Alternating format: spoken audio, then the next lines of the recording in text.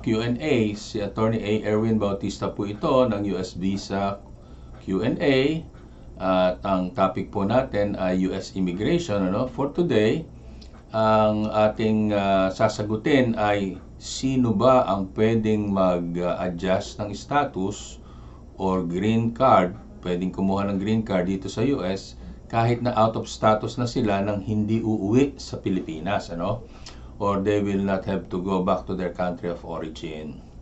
So there are 3 types of people who can get their green card here in the US even if their status is expired or out of status sila, So number 1, parents of US citizens. Number 2, spouses of US citizens. And number 3, minor children of US citizens. Pag sinabing minor, ay less than 21 years old yan. Okay, so, yung pong tatlo na yon ay pwedeng makakuha ng green card dito sa US kahit na sila ay out of status. So ngayon, meron lamang isang mahalagang requirement, Dapat pumasok sila dito sa US nang meron silang visa. They were inspected and they were admitted because they have a visa.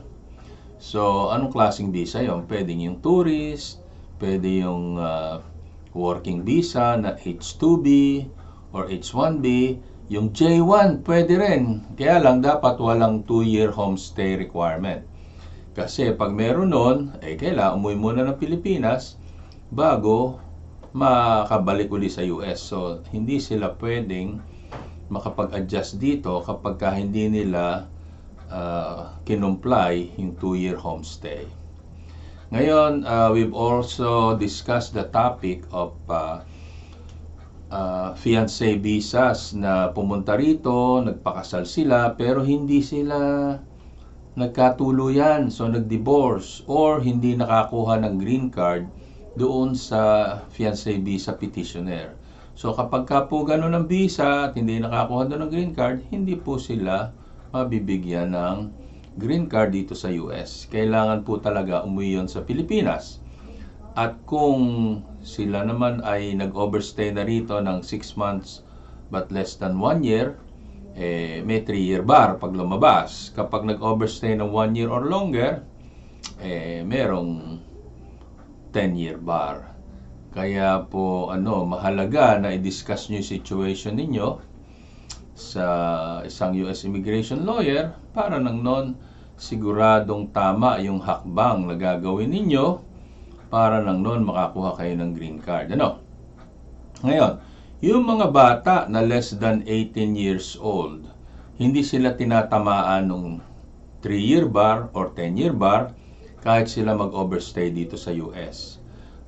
Meron silang, kasi minor sila, it's not their own decision to come here to the US and overstay, kaya sila ay hindi tinatamaan ng 3-year bar at 10-year bar kahit bumalik sila sa country of origin nila, but it should happen while they are below 18 years old. So for this episode, yan po ang topic natin, Who can adjust their status even if they are out of status in the US? So ulitin po natin, parents of US citizens, spouses of US citizens, or minor children, meaning below 21. As long as they enter the US with a visa, like a tourist visa or working permit visa, employment-based visa, kahit na sila ma-out of status, pwede pa rin silang So, for any other classification of visas, better ask and consult a lawyer para malaman ninyo talaga kung yung visa ninyo, kahit na out of status kayo, will be eligible for adjustment of status. So, yan po ang topic natin for today. Thank you for listening. Thank you for watching. We are being broadcast on radiophilam.com and internet-based radio at saka po sa Flash TV. So, again, thank you for watching. This is Attorney Erwin Bautista. Salamat po.